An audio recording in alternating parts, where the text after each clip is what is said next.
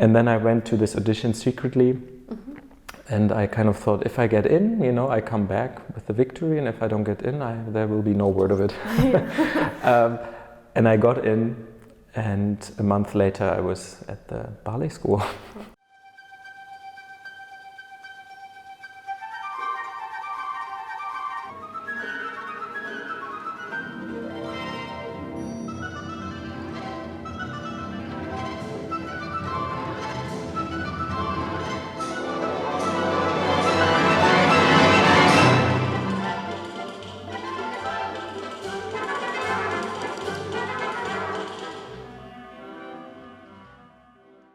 Mr. Andreas Heise, is it right? Yes. Nice to have you here, welcome.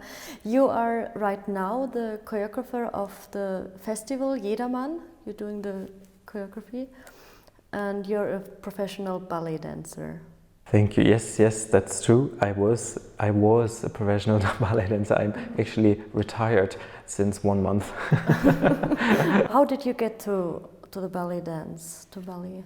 Yes, that wasn't always very obvious. So I grew up in a family of a ballet dancer and an opera singer. So in a way, it was very natural for me to be in touch with both of the art forms. Yeah. And it's been from very small on very clear that I need to do something within the theater world. But in the beginnings, I took a ballet lesson, I think, when I was 7, but it was really not a success. I remember actually that they asked me to walk like a flower, and I just thought, it's hideous. I don't want to do that. And somehow, as a very small child, I also, my mother and father, I mean, they had a lot of performances in that time, and sometimes we didn't have babysitters. So my brother and I, we would be put into the rehearsal room, the ballet studio, or the audience for stage rehearsals. So we were very early part of a rehearsal process. 5 years. 3 years old. Yeah, I have, as far as I can remember. And my mother tells me, I have no memory of that whatsoever, but that sometimes after the rehearsal I would come home and I would put the record on of the ballet that they rehearsed, and I would know exactly, you know, this woman is coming in now they do this and that. So somewhere it was stored in my brain, but then for a long time I didn't actually care so much about dance. Yeah. So I was actually very much interested more of the backstage action. I spent a lot of time in the makeup department observing that, and for the longest time wanting to be a makeup artist until the age of 14, 15. And I was also singing when I was about 11. I was courageous enough to go on stage, and I was part of choir. Choir, not yet, but I started with like fairy tales. We had this like open air stage every summer. The theater played one opera, one operetta, and a piece for children, a fairy tale, and I was starting with that. And then a year later, I ended up in the children's choir. And then, so I'm from East Germany, and then Germany reunited, and then the ballet company in my hometown changed quite a lot. So all of a sudden we had dancers from France, Spain, Italy, England, New Zealand, and somehow it caught my attention, and the first ballet that I really enjoyed was Coppelia. And from then on, I must have been around 13, I think. Then you start? I started thinking, wow, this is really cool, I like this. Okay. And then with my best friend we started slowly to dance in the living room. You know, then we dared to go to the ballet studio, but we always I never took a ballet lesson, we just tried to copy what we saw on the stage from the evening before. So we improvised. Not the classical way to become a dancer. No, and also when I was the age of 15, and I kind of understood that this is really what I need to do. I want to express myself through movement. So I said to my mother, you know, I think I want to be a dancer. And I remember that was a big no. She stopped the car and she was like, no, Andreas, you cannot do that. It's too late, no talent or not enough talent, although she didn't really know. And you know, I know the profession is super hard. Yeah. You know, you won't make it, just leave it, you know. You start very, very early, right? As a dancer? No, late. Education. Yeah, normally you start at the age of 10, maybe boys 12, 13. Yeah. So I was kind of late, yeah. And then I kind of accepted, and I was like, okay, if she says so, then I'll just do it for fun. But then at the age of 16, my best friend went to an audition at the ballet school in Dresden, and her mother, who was a costume and set designer, she always had to watch us, and she said to me, "Are you sure that you don't want to do that? Because I think you should." And for me, that was really a wake-up call where I was like, yes, of course, I have to. That's the only passion I have.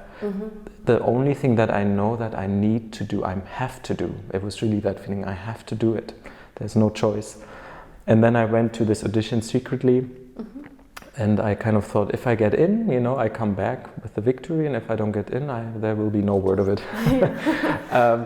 And I got in, and a month later I was at the ballet school. Yeah. And I mean, I was very naive. I didn't really know what I was getting into. And I had, well, at the time in Dresden, they had this 4-year education, and I joined in the middle of the first year. So I had all in all 3.5 years.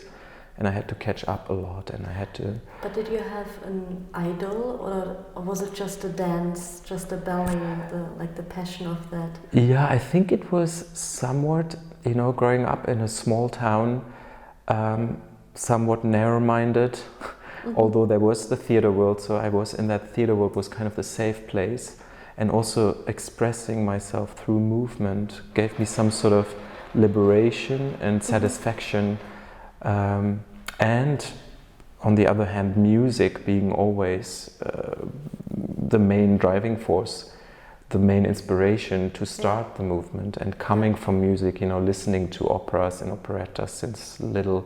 I mean, also classical music is such a big part of my life that it's been always the only music that I could really understand.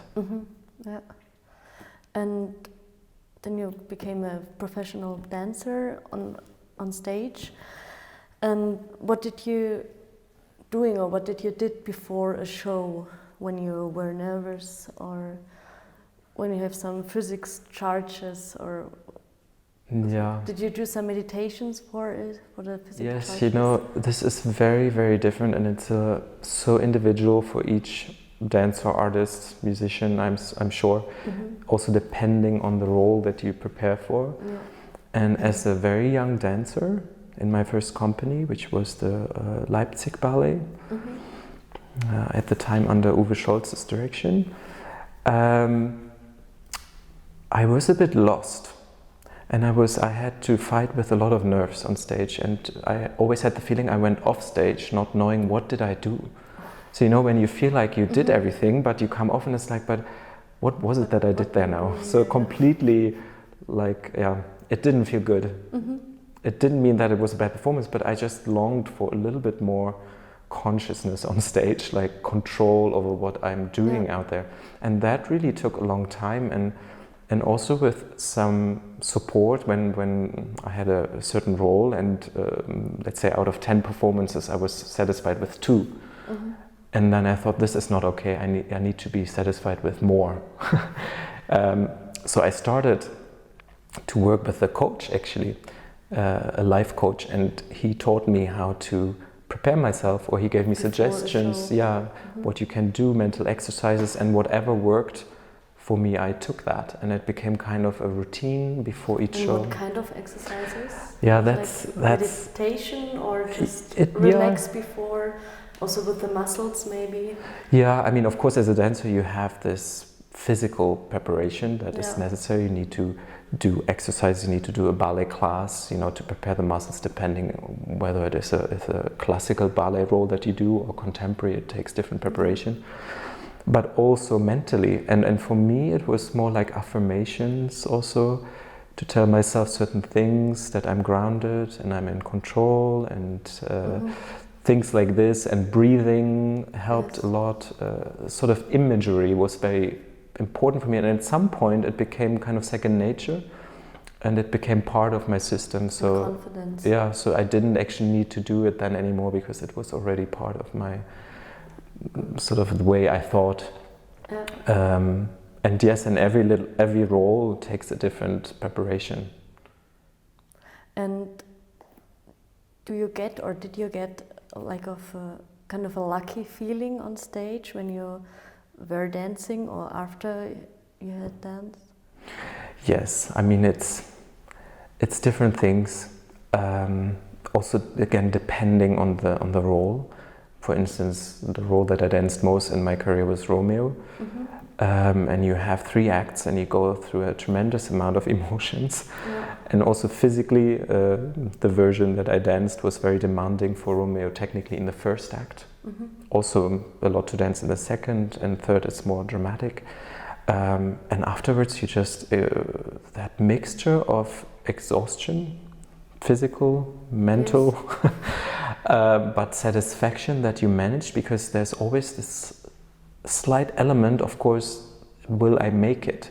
Although you know that you will because you've rehearsed it a million times, but it's always this element of which also can be positive because it gives you adrenaline, you know, it needs you, it requires you to be awake and focused. And when you made it, of course, the amount of satisfaction is really big. And does the music helps in that? Of course, I mean, music is... like when you're hearing the music? Yes, absolutely. I mean, for me, like I said earlier, personally, music is the driving force for everything. As it was as a dancer, now it is as a choreographer. It's always the starting point. And I always think without music, there's no dance, although, of course, dance was and is made without music as well. And you can create the music in the body. But for me personally, it always helps me to get into the movement, to feel something, to respond to something. And for instance, in ballet class, it's the same thing. You need the music in order to do the exercise. But you choose a special music for that? Or does a special music help you to do the exercises or to reach what you want? Absolutely, and a ballet pianist is really a tough job. And it's not that every pianist can do that, because you need to understand that each exercise, so you start at the ballet bar, and each exercise has a character and has a different rhythm and a different dynamic. And you actually need to get the dynamic in order to get the muscles working the correct way. So that one exercise is supposed to prepare you for a jump, so it needs that dynamic. The other one is for elasticity of the muscles and the bending of the legs, so it needs another quality. And very often you're in the morning, the first thing you do as a ballet dancer, you do ballet class. And you're tired. Early morning, right? Early morning, and you're tired. 8 o'clock something. Well, not that bad. 9:30 or 10. But it's early. After a show, you know, and very often you're just tired. I mean, it's a constant condition. You're always tired as a dancer because you work all day. Dancing, So the music is so vital for the ballet class, because it can either lift you up or it can drain you if it's not the right combination. Okay, right. And so there's a difference between dancing without music or with music in the rehearsal.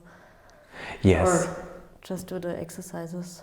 Yes, I mean, sometimes when now as a choreographer I train on my own, and sometimes I do it in silence. But I sing it in my head, and sometimes I actually literally sing because there is something about the breath, which is a whole nother topic that we can discuss another time, but the breath in dance and singing, and how I actually see that there are similarities, and it helps actually to sing while you do your ballet class to see, oh, am I breathing or not? Yeah, that's right. And do you have a favorite music where you want to dance for, or what was your favorite music for that, or favorite piece? Or yeah, it's so hard to say.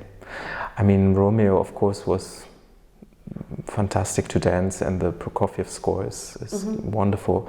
But I particularly always enjoyed, and that's why I also joined the ballet in Leipzig, because the director at the time, Uwe Scholz, he used a lot of symphonic works by all the great composers, and that actually attracted me, because I love classical music, and the music. You grew up with that. Absolutely, and he was someone who really made the score visible. So it was like looking at a moving score, and it had a lot of dynamic and attack and technical virtuosity, but but all following the music. So I think that was the reason why I've chosen the company also. It was part of the attraction was the musical side. Yeah. But today you're working as a choreographer? Yes. Like where or how did you get to that? Yes, I mean that started, if I'm correct, I think it was in 2006. And so my second job as a dancer was with the Norwegian National Ballet in Oslo. And they, at the time, now this has developed a little bit there was this platform for dancers that wanted to try to choreograph. And it was a very intimate frame. At the time you would perform it in the ballet studio with a small audience. And that's where I actually started. And I'm almost embarrassed to say, but the first piece that I choreographed was to Isoldes Liebestod by Richard Wagner, with a recording of Jesse Norman. But it's long. Yes, it's long, and it was absolutely naive to do that, but I did it, and it was the starting point as a choreographer. Yeah, why not just use the big music first? And from then on, the director at the time, he gave me little opportunities, and I started creating for the company. And then about 2013, I started to get commissions internationally. And since 2017, I'm continuously working as a choreographer abroad. And so it's actually my main work now. And it's totally different comparing to a dancer? I mean, it's different in the way of that now you're on the other side and telling people what to do.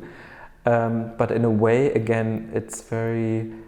When I think back again to my childhood, it's very organic that happened in my career, and also again because I'm choreographing, but I also work a lot with opera. I directed opera now, so again to bring these two elements together, dance and music and voice, is for me such a gift, and that is something that I really enjoy doing. And I do dance pieces as well, but the main objective in my career is to bring voice, music and dance and movement together. So, but is it different in a sense? I mean, I try to stay physical, so I still train because I want to be able to demonstrate, but of course it's not the 12 hours of moving every day, so it has changed, of course, yeah. And also a different way to work with music, right? Yes. Because then you're choosing the music, or yeah, exactly. I mean, in the best case, I can choose the music, but again, it is starting point for everything. Or sometimes I had a commission. I commissioned someone to compose music for a ballet that I did, which was at the Opera in Graz, the Sandman, and it was a British composer. And there it was a bit different because normally I'm with the music way before I start creating. But at this point I had to wait for the music sometimes, and I got it maybe 1 or 2 days in advance before the rehearsal. So it was a challenge because I didn't know what the sounds... I mean, I kind of had an idea what the soundscape would be, but until you hear it, you don't really know what you're going to get. Yeah. But it was exciting as well. I enjoyed it, and it really worked with a good preparation, a good structure, and so I want to do more of that too. Yeah. Great. But is it right to compare a choreographer to a conductor, to say you're the conductor for dancers? Yeah, I guess you could say that. Yeah, I never thought about it that way, but in a way I see myself. Yes, I mean, to choreograph is very specific, as to, let's say, theater or stage direction in general, because you have to be extremely specific with the steps, the musicality. There is like, unless you say let's improvise, there is really no room for, well, there's no room for freedom. There is, because when you create, you find it also with the dancer. So yes, in a way you're conducting them, you're leading them towards a certain movement. Yeah. Whereas, you know, I initiate it, and sometimes depending also who is in front of you, you know, some people give more from themselves and some less, so you have to dig a little more. Yeah, but how's the work when you're choreographing an opera? How's the work with a conductor? When you're working as a choreographer? Yeah, it's super important. Yeah. It's super important. I mean, the productions that I did, I'm going to take as an example. I did the production of Dido and Aeneas at the Norwegian National Opera and Ballet, and I had a Baroque orchestra. They're called Barocksolistene. It's a Scandinavian group of musicians, extremely lively, energetic, and when I knew that we're going to collaborate, I saw a concert and they were basically dancing with the instrument. So I knew that I cannot put them in the pit, they have to be on stage as actors. And the leader, we had to talk about my concept, my idea, because I did a few changes there and to give some characters a bit more weight. And I was lucky because we were on the same page, and also musically, dynamically, they were so open to try new things, to improvise, to create new soundscapes, which you can, by the way, also do with Purcell, because the original script doesn't really exist of that opera, so you can be a bit more playful there. So we added an aria, there are a few things that we did to it. But yes, in terms of tempi, of course it's vital to talk about a scene if I have an image of how I want this to take place choreographically and what happens, what do I want to tell. That of course has an influence on the tempi, the dynamic, and that in that particular case it went really well. But sometimes if I think back on as a dancer now, sometimes it was tricky with conductors that maybe haven't had enough rehearsal, or maybe haven't had completely the understanding of the movement and the choreography. And of course, as a dancer, you're on stage, you follow whatever is played, even though sometimes it's hard to deal with. but also to find that connection, what as a singer you need as well. As a dancer, it's practically the same. But does the conductor help the dancers for the expressions when he conducts the orchestra? Yes. Does it help a lot? Absolutely. I mean, if you have what I always call a good ballet conductor, they lift you and you jump higher. If they understand the breadth of the movement, I mean, it can be magical. And yeah. Great. So, if Karajan would be still alive, what were your favorite piece, or what would you love to do with him? Oh, probably Mozart. Because he's very special, very specific. Yes, Mozart probably. Yeah. I don't know specifically now, but Mozart is kind of my hero, and he did a lot of Mozart and a lot of amazing recordings that I listened to, so I think that would be the choice. Yes, great. Was very interesting. Thank you very much. Thank you.